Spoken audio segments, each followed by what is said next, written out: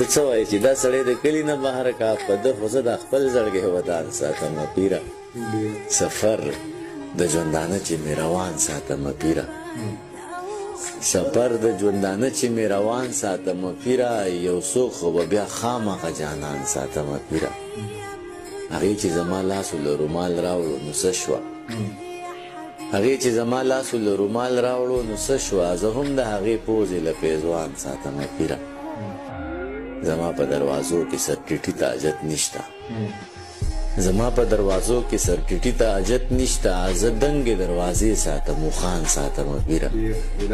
دا نه چې هغه لاړه ټولې نښې یې تالا شوې زه اوس هم هغه نښې هغه شان ساتمه پیره ته څه وایې چې دا سړی د کلي نه بهر کا